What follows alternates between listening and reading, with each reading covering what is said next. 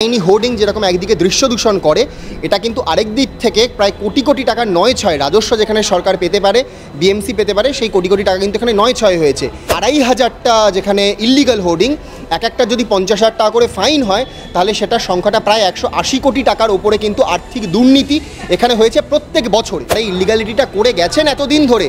এত কিছু করে তারা তো তাদের অ্যাডভার্টাইজমেন্টটা করে গেছেন, এবং তার বিনিময়ে কি পেয়েছেন পাবলিকরা, যারা জনসাধারণ, পাবলিক এক্সচেকারের বিনিময়ে কিন্তু এই গোটা জিনিসটা হয়েছে। বিধাননগর মিউনিসিপ্যাল কর্পোরেশনের আন্ডারে সল্ট লেকে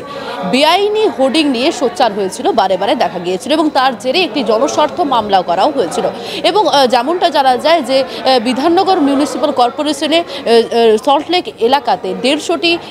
আইনগতভাবে হোর্ডিং থাকা উচিত, কিন্তু সেখানে দাঁড়িয়ে সার্ভে করে দেখা গিয়েছিল প্রায় 2 থেকে 2,500 বেআইনি হোর্ডিং কিন্তু থাকে, এবং যার জেরে একদিকে রাজস্ব আদায়ের ক্ষেত্রে এবং অন্যদিকে বেআইনিভাবে জন্য বহু যারা অসাধু মানুষজন, ব্যবসায়ীরা, তারা কিন্তু মুনাফা লুটতে থাকে এবং তার জন্য বেআইনি বিভিন্ন রকমভাবে ব্যবসা করতে থাকে। এবং তার জেরে যেমনটা কলকাতা হাইকোর্টে একটি জনস্বার্থ মামলা করা হয়েছিল, এবং ঠিক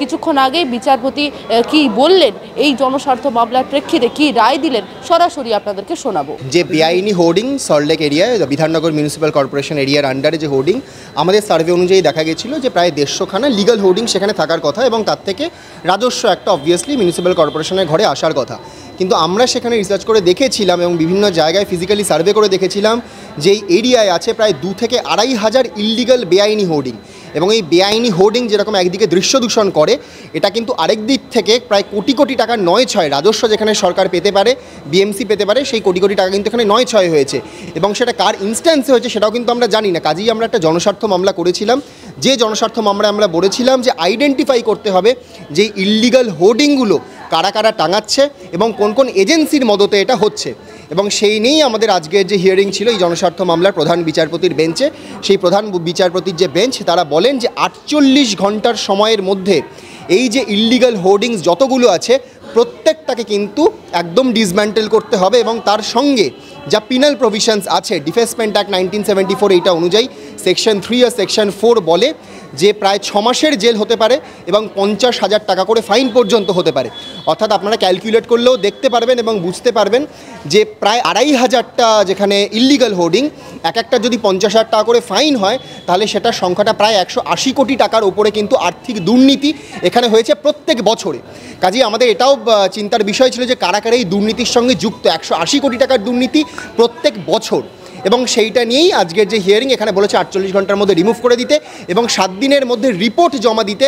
যে এদের এগেনস্টে কী কী পেনাল প্রভিশনস নেওয়া হলো, পুলিশের কাছে এফআইআর করা, 6 মাসের জেল হওয়া, ইল্লিগাল যারা যে সংস্থাগুলো আছে তাদেরকে চিহ্নিত করা, এই নিয়েই আজকে প্রধান বিচারপতি সরব হয়েছিলেন। এবং ইনফ্যাক্ট উনি বলেছিলেন যে বিধাননগর মিউনিসিপ্যাল কর্পোরেশনের যারা আইনজীবী ছিলেন, যে after identifying they should be behind the bars, because যারা ইলিগালিটিটা করে গেছেন এতদিন ধরে, তারা তো সংস্থার বিজ্ঞাপন করে গেছেন। একটা সংস্থা, মাল্টিন্যাশনাল কোম্পানি, তারা দৃশ্য দূষণ করে বেআইনিভাবে ঘুরপথে গিয়ে, আমরা জানি না কারা কারা এর সঙ্গে যুক্ত ছিলেন, এত কিছু করে তারা তো তাদের অ্যাডভার্টাইজমেন্টটা করে গেছেন, এবং তার বিনিময়ে কি পেয়েছেন পাবলিকরা, যারা জনসাধারণ, পাবলিক এক্সচেকারের বিনিময়ে কিন্তু এই গোটা জিনিসটা হয়েছে। সেই নিয়ে জনস্বার্থ মামলা ছিল। আমাদের নেক্সট হিয়ারিং আছে 20 তারিখে, 20 ডিসেম্বর, যেখানে কিন্তু শীর্ষ আমাদের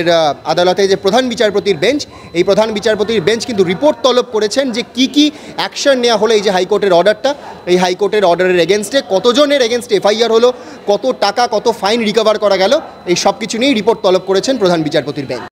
বাংলা হাটের আরো খবর দেখতে নজর রাখুন। বাংলা খবর মানেই বাংলা হাট।